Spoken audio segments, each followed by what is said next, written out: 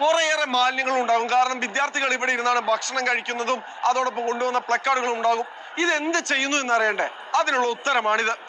ഈ മാലിന്യ കൂമ്പാരത്തിൽ പണിയെടുക്കുന്നവരാരും കോർപ്പറേഷന്റെ തൊഴിലാളികളല്ല, പകരം വിദ്യാർത്ഥികളാണ്. ഇവിടെ സമരം ചെയ്യാൻ വന്നവരാണ്. അവരാണ് ഇത്തരത്തിൽ ഇവിടുന്ന് പൂർണ്ണമായി മാലിന്യം നീക്കം ചെയ്യുന്നത്. സമരത്തിന്റെ ഓരോ മണിക്കൂർ ഇടവേളകളിലും അവർ വേദിക്ക് പരിസരത്തുള്ള ഗ്ലാസുകളും പാത്രങ്ങളും പേപ്പറുകളും അടക്കം ജന്തർ മന്ദറിനെ പരമാവധി വൃത്തിയാക്കി സൂക്ഷിക്കുന്നുണ്ട്. അവർ ദൃശ്യങ്ങളിൽ കാണുന്നത് പോലെ രാജ്യത്തിന്റെ പല ഭാഗങ്ങളിൽ നിന്ന് വന്നവരാണ്. ഇവർക്കൊന്നും തന്നെ ശമ്പളമൊന്നും ആരും നൽകുന്നില്ല. ചിലപ്പോൾ മഴയുണ്ടാകാം, ചിലപ്പോൾ കനത്ത വെയിലുണ്ടാകാം. പക്ഷെ അവയെല്ലാം അവഗണിച്ചുകൊണ്ട് അവർ ഈ മാലിന്യങ്ങൾ കൃത്യമായി ശേഖരിക്കുന്നു. അതിനുശേഷം അത് കോർപ്പറേഷന്റെ മാലിന്യ സംഭരണ ശേഖരണത്തിലേക്ക് കൃത്യമായി എത്തിക്കുന്നു. അതായത് അലക്ഷ്യമായി മാലിന്യം വലിച്ചെറിയാതിരിക്കുക എന്നതും ഒരു ജനാധിപത്യത്തിന്റെ ഭാഗമാണ്.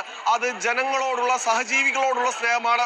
ഒപ്പം പഠിക്കുന്ന വിദ്യാർത്ഥികൾക്ക് അല്ലെങ്കിൽ രാജ്യത്തിന്റെ വിദ്യാർത്ഥികൾക്ക് വേണ്ടിയാണ്, അപരന് വേണ്ടിയുള്ള സ്നേഹമായി ഇവർ ഇവിടെ ഈ സമരം ആരംഭിച്ചത്. ആ സമരത്തിന്റെ ഭാഗമായി വരുമ്പോൾ ഇവർ നിൽക്കുന്ന സ്ഥലം വൃത്തിയാക്കി സൂക്ഷിക്കാനും ഇവർക്ക് ഇപ്പോൾ മഴയ്ക്കുള്ള സാധ്യതയാണ്.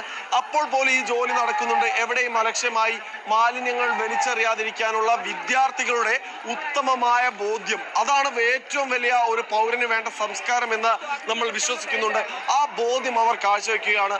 ഒരു തരി വേസ്റ്റ് പോലും ജന്തർ മന്ദറിൽ അലക്ഷ്യമായി വലിച്ചെറിയാതിരിക്കാൻ അവർ തന്നെ നേരിട്ടിറങ്ങി വൃത്തിയാക്കുന്ന കാഴ്ചയാണ് കാണുന്നത്. സമരത്തിന് ഒരു പുതിയ മാതൃക കൂടിയാണ് എന്തായാലും ഇപ്പോൾ ഈ വിദ്യാർത്ഥികൾ രാജ്യത്തിന് വേണ്ടി കാഴ്ചവെക്കുന്നത്.